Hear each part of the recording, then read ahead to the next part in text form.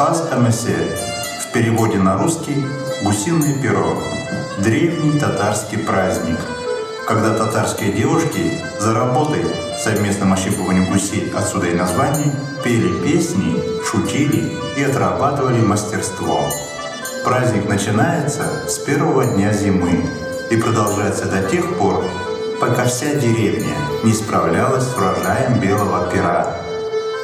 Гуси – это важное блюдо, которое готовилось на никах и украшение свадебного стола, а из гусиного пуха делали перины и подушки в приданое.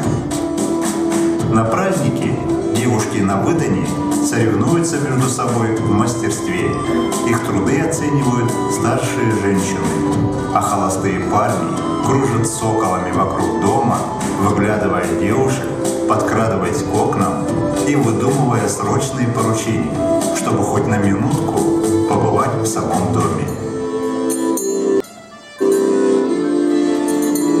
Ох, козлар, снег пошел, морозы начались. Самое время ощипывать гусей. Козлар! Как хорошо, что все вместе собрались. Дружнее, веселее работа будет.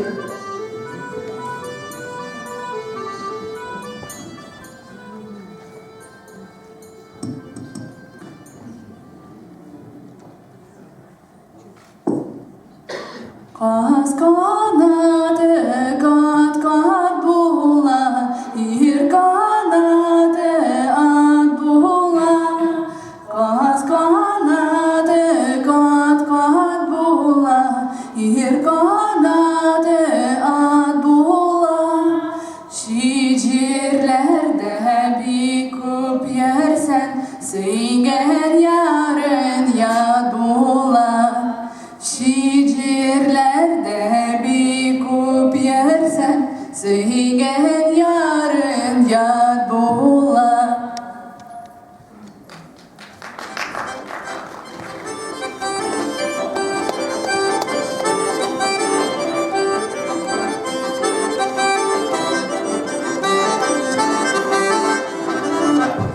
Девчонки, чьи же это коромыслы? А вот кто меня поцелует, той и дам.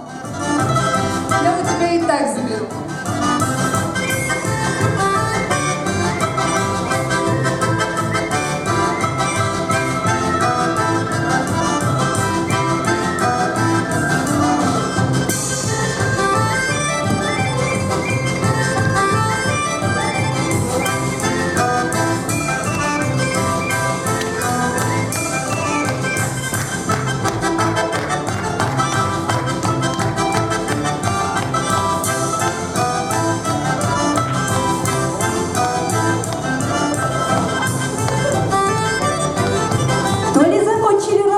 Уже. И кто же первый справился у нас?